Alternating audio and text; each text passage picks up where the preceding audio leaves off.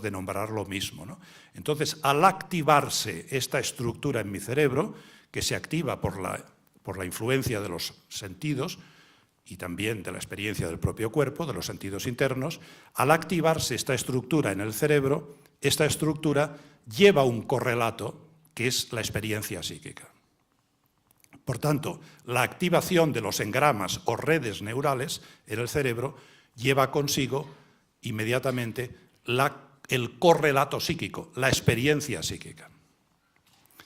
Ahora, esta manera de pensar tiene como característica que construyen toda esta descripción de cómo a través de los sentidos llegan informaciones o activaciones que concluyen en el cerebro con estos engramas, que son los que llevan el correlato de la experiencia psíquica, y después también conectan con otros engramas que mueven al organismo, que lo hacen actuar en el medio, ¿no? Todo este proceso descriptivo, tal como se hace en este tipo de ciencia, se hace según los principios de la mecánica clásica, que yo decía anteriormente. Ahora insistiremos en esto, ¿no? Al principio, en este PowerPoint que les estoy poniendo, al principio hay una serie de diapositivas dedicadas precisamente a explicar qué es lo que podríamos llamar el engrama de la imagen. Cuando yo tengo una imagen visual, ahora por ejemplo los veo a ustedes, esta imagen visual, ¿cómo se produce? ¿De qué depende? De la luz, naturalmente, he oído por aquí, como se ve aquí en esta diapositiva, pero no solo de la luz. La luz llega a ambas retinas, el patrón de luz, y entonces se produce una activación que va subiendo a las partes superiores del cerebro a través del nervio óptico y se produce en el cerebro una serie de activaciones. Y cuando todo está en sistema bien desarrollado, bien transmitida la información que produce el patrón de luz, entonces es cuando surge el correlato de la imagen. Y si algo falla, entonces hay deficiencias en la imagen visual. Todo esto me lo voy a saltar porque no tenemos tiempo.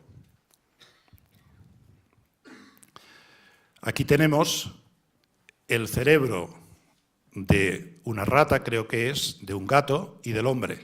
El cerebro primitivo de los animales, de los mamíferos, que ya tienen córtex, es un cerebro que en el fondo es sensorio-motriz, como ya decía Piaget, ¿no? Un cerebro sensorio-motriz. Un cerebro que está todo él diseñado para producir engramas o actuaciones en sistemas de neuronas que se activan entre sí y que producen una reacción. Se siente y me adapto al medio en función de las sensaciones. Y por eso el animal sobrevive. Por tanto, sensorio, motriz, motor, ¿no? Las acciones. Aquí tenemos el cerebro de un gato, el cerebro de una rata, que todo él es sensorio-motriz. En cambio, el cerebro humano sigue siendo sensorio-motriz, pero ha desarrollado las zonas de conexión, que se llaman, aquí por ejemplo las partes parietales y sobre todo toda la parte frontal y en los lóbulos temporales, donde aparecen de una manera muy clara nuevas neuronas que se utilizan no ya para sentir o movernos, sensorio-motriz, sino para relacionar unas cosas con otras, y ahí es donde aparece ya lo que es la dinámica y la mecánica de la mente, que lo vemos ya en los animales y también plenamente en el hombre. Bueno, esto me lo salto. Una cosa importante es que si nos fijamos en el engrama de la imagen, por tanto, el conjunto de neuronas que al activarse producen el correlato de la imagen, vemos que, por lo que sabemos, que la imagen, por ejemplo, yo veo un león, la imagen del león se me produce en las partes visuales V1, V2 y V3, que están aquí detrás, en el córtex estriado, en la parte occipital, conectada con colículo superior, núcleo genicular lateral, retina, y en el fondo con el patrón de luz.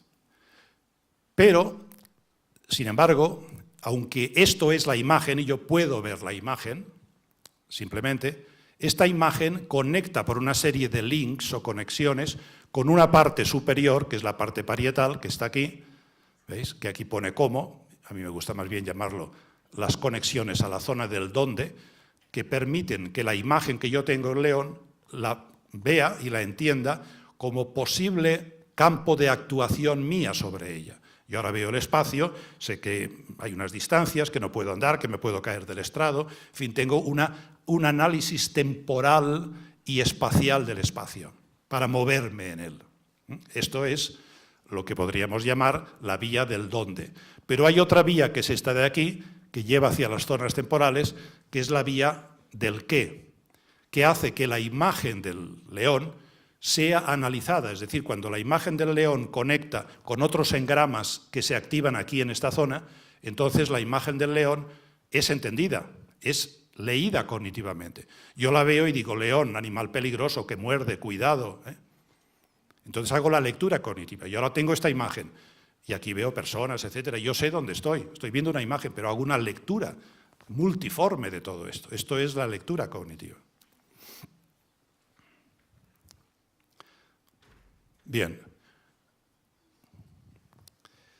Por tanto, la hipótesis básica en la que nos movemos es que existe un correlato que es producido por el engrama neuronal. Sin embargo, tal como según la mecánica clásica se describen todas estas interacciones que llevan a que la imagen se produzca en la retina y después en las zonas neurales, todo el correlato que lleva, bueno, no el correlato, sino la descripción de estos procesos físicos que son neuronales, se hace según la mecánica clásica. Y lo que aquí se ve y se describe es que hay, pues, por ejemplo, en las sinapsias o sinapsis, pues un flujo de neurotransmisores y un flujo de energía eléctrica que en el fondo son partículas, átomos, moléculas, que están cerradas, cada una tiene su entidad y que tienen una serie de interacciones entre ellas que son interacciones clásicas. De tal manera que este modo de entender lo que es el funcionamiento del cerebro, cuando nosotros vemos que se hace de este modo y nos preguntamos, aquí en esta diapositiva lo podemos ver, nos preguntamos, las características de la conciencia fenomenológicas, que es la unidad de la conciencia, la experiencia campal u holística, la indeterminación o la libertad, de que hablaban ustedes ayer, ¿no? Estas experiencias fenomenológicas que nosotros tenemos y también en parte los animales. Yo tengo una experiencia campal u holística. Yo ahora les estoy viendo a ustedes y tengo la sensación de que estoy en un campo de realidad, que yo, como ser biológico y psíquico, estoy en el mundo. Y tengo esta sensación, y ustedes también, es la sensación en la que nos movemos, ¿no? Entonces, estas sensaciones subjetivas nuestras del mundo, de los seres vivientes del mundo psíquico, no se pueden explicar bien por las características del mundo clásico. El mundo clásico, que tenemos aquí arriba en esta parte, es un mundo desintegrado, partículas, bolitas, separadas unas de otras, no hay un campo unitario. Es un campo de entidades diferenciadas, es un campo determinista. En el fondo, esta manera de pensar, los que piensan así, llevando esto a sus últimas consecuencias, acaban en lo que hoy en día se llama el determinismo neural, que en el fondo somos como pequeños robots, sistemas de acción neuronal totalmente determinados y cerrados. Entonces, esto, naturalmente, nuestra experiencia psíquica, fenomenológica, no se puede explicar por estas características de la mecánica clásica. Sin embargo, sí que se puede explicar. Hay un gran paralelismo entre las propiedades primordiales de la materia y nuestro mundo psíquico.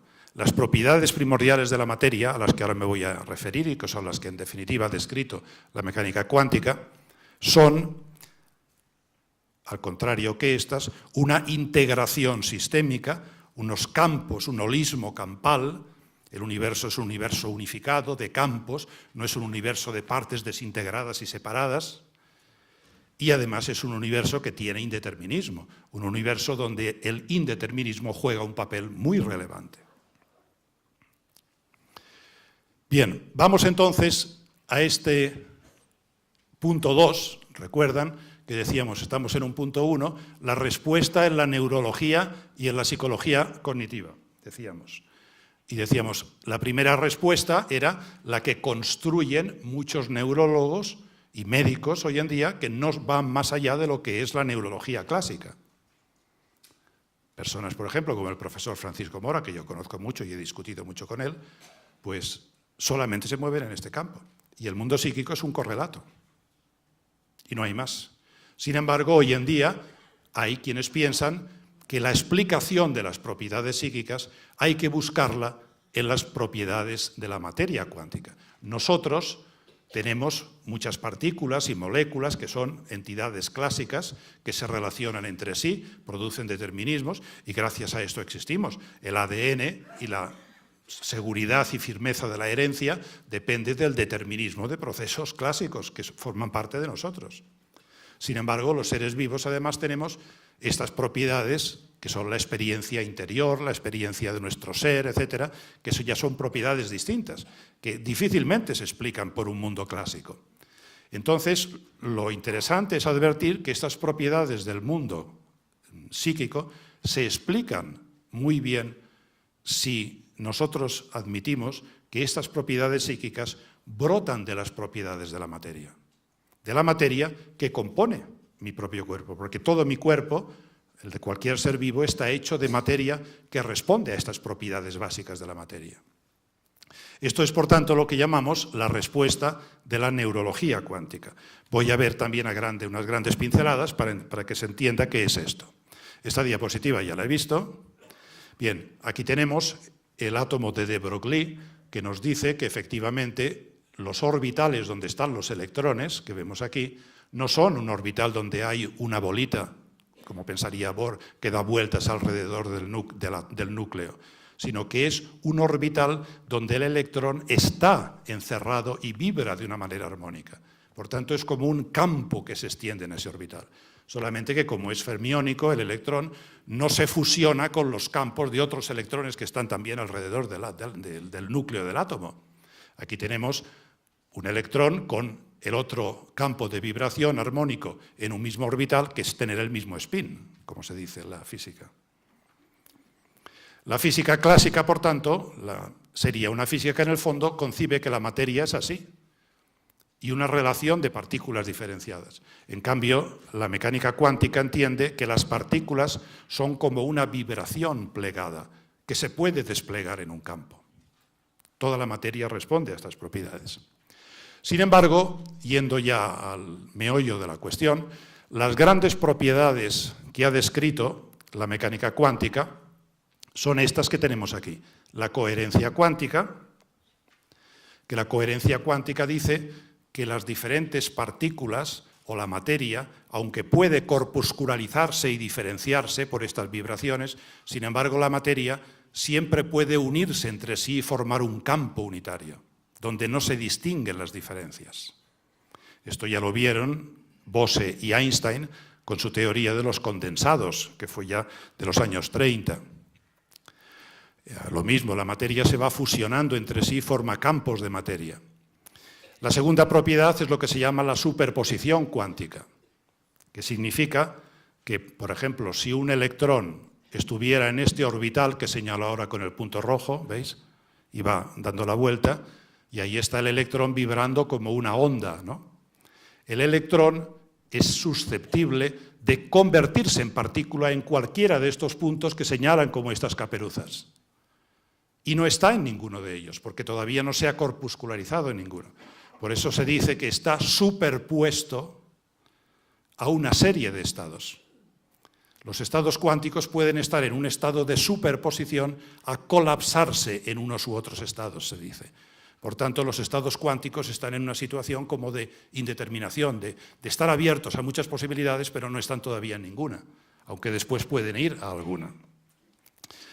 El gato de Schrödinger, que ustedes habrán oído hablar muchas veces, en el fondo es esto. Después, la indeterminación cuántica es otra de las propiedades. Las partículas están indeterminadas, no son fruto de una determinación, como se decía en la mecánica clásica. Aquí tenemos un electrón que puede ir por aquí, por aquí, por aquí o por aquí, y está indeterminado. No sabemos en realidad por qué va en una dirección o en otra. A esto responde el principio de Heisenberg, que habrán ustedes oído hablar de él. Einstein era enemigo de la indeterminación. Y después, lo que llamamos la causalidad no local o acción a distancia, o los llamados efectos EPR. ¿Esto qué quiere decir? Pues que, aquí lo tenemos en esta diapositiva, si una partícula que la sacamos de aquí, la dividimos en dos, que se separan a años luz, y son como dos partes simétricas, porque son dos partículas que han nacido de otra partícula, y se separan a millones de años luz, Si yo actúo sobre una partícula, sobre esta, inmediatamente lo que yo hago sobre esta partícula repercute sobre esta. Se da una acción a distancia. Esto es lo que se llama la causación no local. Por tanto, una causa que no se produce en el sitio, sino una causa distante que no entra en contacto con este lugar, sin embargo, puede producir un efecto aquí. Esto es lo que llamamos la causalidad no local. Bueno, aquí lo mismo, ¿no? Pues bien, la gran pregunta de fondo es, ¿existen estados e interacciones de materia primordial cuántica en los seres vivos?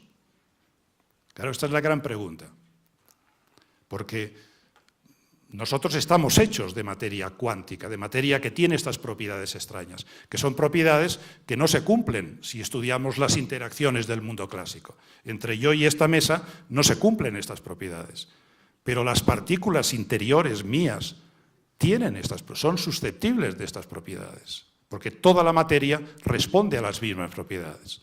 Entonces la gran pregunta es esta: ¿la materia en los seres vivos ha hecho surgir o está presente en los seres vivos la materia en estas propiedades primordiales? Esta es la gran pregunta. Pues bien, esta pregunta, que saltamos estas dos diapositivas, hoy en día ha sido respondida por una hipótesis, que es la hipótesis de von Neumann-Stabbe. Von Neumann es el gran ingeniero de los ordenadores, que aplicó las teorías de Turing a construir el primer ordenador a finales de los años 40-50, y von Neumann es el primero que formuló esta hipótesis y dijo: nosotros vemos aquí las propiedades del psiquismo de los seres vivos, que son propiedades sorprendentes, y aquí vemos las propiedades básicas de la materia que constituye el universo, las propiedades sorprendentes de la materia, pero la materia primordial. Y entonces von Neumann dijo, bueno, pues como el mundo clásico, la materia determinista, no nos explica el mundo psíquico, tenemos que movernos en la hipótesis de que la explicación la encontraremos en el mundo psíquico. Y esta fue la hipótesis que se llama de von Neumann y Stabbe. De Stabbe, porque después Stabbe apoyó esta hipótesis, la divulgó, etcétera, etcétera, ¿no? Por tanto, esta es la hipótesis que hoy en día ha dado lugar a pensar que probablemente la explicación del mundo psíquico, de la libertad, la explicación de nuestra experiencia de campo, de la sensación que yo tengo de estar en la luz, de la sensación unitaria de mi cuerpo, todo esto no es resultado de mecánica clásica, sino esto es resultado de estas propiedades básicas de la materia que están en mí y que hacen que brote en mí este mundo de sensaciones psíquicas. Bueno, todo esto sobre la hipótesis von Neumann-Stabbe. Y otro gran autor que también tuvo esta misma intuición y trabajó muchísimo en explicar el mundo de la conciencia a través de las propiedades cuánticas de la materia es David Bohm, que todos ustedes habrán oído hablar, David Bohm. Yo ahora no lo voy a comentar, pero por lo menos sepan que David Bohm es el gran físico, uno de los físicos fundamentales de la mecánica cuántica, que trabajó en este campo y aportó muchísimas ideas en este campo. Aquí tenemos a David Bohm, en fin, no lo voy a comentar. Sin embargo, modernamente, el autor, o los autores, porque en el fondo es la hipótesis Hameroff-Penrose, Hameroff-Penrose. Los autores, porque fíjense que la hipótesis von Neumann-Stabbe dice, hay que pensar, y esta es la vía de investigación científica, que el mundo psíquico lo explicaremos a partir de las propiedades primordiales de la materia. Sin embargo, la pregunta es, bueno, ¿cómo? ¿Dónde dentro de los seres vivos? ¿De qué manera encontramos ahí fenómenos cuánticos que podamos decir, ven ustedes, ahí es donde está la materia en sus estados primigenios? Y de ahí brota el psiquismo. Esto no lo dice la hipótesis de von Neumann-Stabbe. Bohm ya aportó soluciones concretas y dijo cosas. Pero hoy en día las hipótesis más discutidas son las de Stuart Hameroff, que Stuart Hameroff, aquí lo tenemos, Stuart Hameroff ha argumentado, basándose en otros autores, en fin, no cuento la historia, que los estados cuánticos podrían estar dentro de las neuronas en unas estructuras que surgen dentro de las neuronas que se llaman los microtúbulos. Entonces, él argumentó por una serie de razones y evidencias que él veía, en fin, dio sus razones, etc., y construyó esta hipótesis de que era probable que lo que llamamos la constitución de los estados, diríamos, cuánticos de la materia, se diera en los microtúbulos, dentro de los microtúbulos, y que las neuronas, que tienen muchos microtúbulos, están llenas de microtúbulos, cuando sus microtúbulos se actúan, entrarían unos microtúbulos con otros en relación, porque en ellos se produciría coherencia cuántica, la propiedad anterior, y entre ellos entrarían en relación por acción a distancia, formando, por ejemplo, lo que llamamos la conciencia, se formaría como un estado de interacción cuántica entre los microtúbulos de diferentes neuronas unidos entre sí por efectos EPR o causalidad no local o acción a distancia. Esto mismo, aquí tenemos los microtúbulos, no lo explico porque no tenemos tiempo. Aquí tenemos...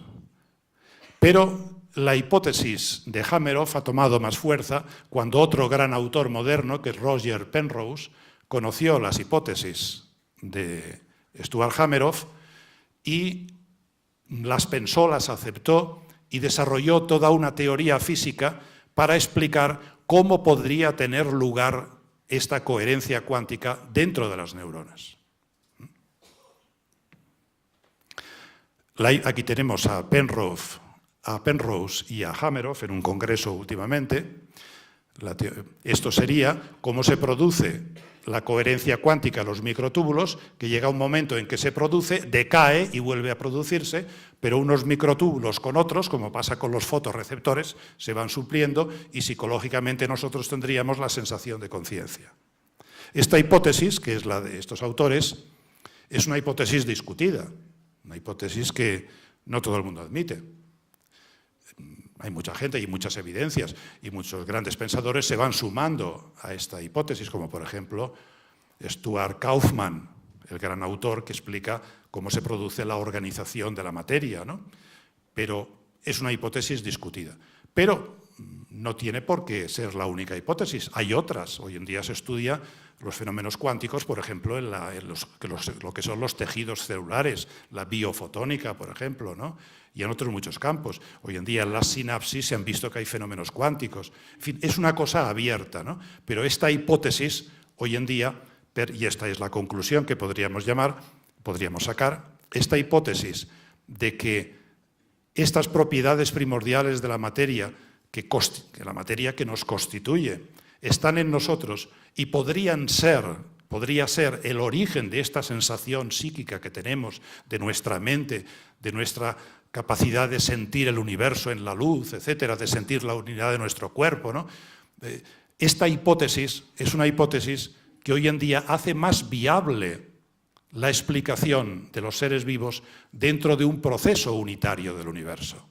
Porque si nos movemos dentro de la mecánica clásica, como hacen algunos autores, llega un momento en que el mundo psíquico, el mundo de las mentes animal y humana, no lo podemos explicar. Y como no lo podemos explicar, al final ¿en qué caemos? Pues al final caemos en decir, hay un dualismo.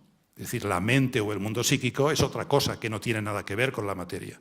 Claro, hoy en día el desarrollo de todas estas teorías está dando una mayor unidad a la explicación de los seres vivos y del hombre.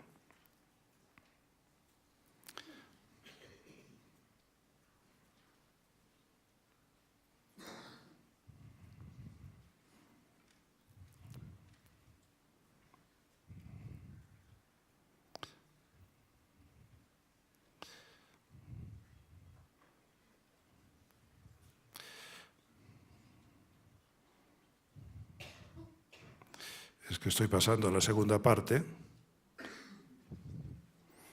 A ver si es esta o...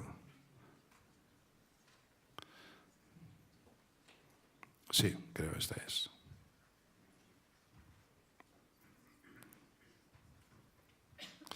Bien. Por tanto, en resumidas cuentas, hemos visto cómo la respuesta a lo que es el hombre se da hoy en día, en parte, dentro de la neurología. Pero en la neurología hay como dos corrientes, la clásica, mecánica clásica, y la cuántica. Y hemos visto primero una y después otra. Y hemos discutido un poco lo que esto significa. Pero dentro de las ciencias humanas hay otra posición, que es la respuesta dentro de la teoría computacional de los seres vivos y del hombre. la idea básica es que el cerebro, el sistema biológico neuronal, es un sistema de computación y es algo que permite que los seres vivos se adapten al medio de manera automática, como haría un ordenador, como haría un elemento cibernético, una estructura cibernética que automáticamente se adaptaría al medio. Naturalmente, esto supone, para discutirlo, pues mucha información. Al principio, pues hay que ver que hay dos modelos de ordenador, el modelo serial y el modelo conexionista, como ven ustedes aquí, y por tanto hay que ver qué es un modelo de ordenador y qué es el otro. Por tanto, aquí tenemos la máquina de Turing, aquí tendríamos qué es el ordenador serial clásico, que tiene su versión cuántica, pero también hay que estudiar lo que es el ordenador conexionista, o lo que se llama el Parallel Distributed Processing, que son otro tipo de ordenadores hechos de lo que se llaman neuronas artificiales. Y después de ver lo que es un ordenador y otro, una parte importante de esta reflexión consiste en discutir si el modelo del ordenador es un buen modelo para explicar lo que es la mente de los animales y del hombre. Y esto es también un campo de discusión donde surgen muchas preguntas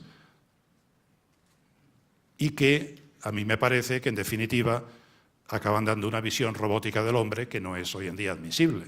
Pero hay quienes piensan esto.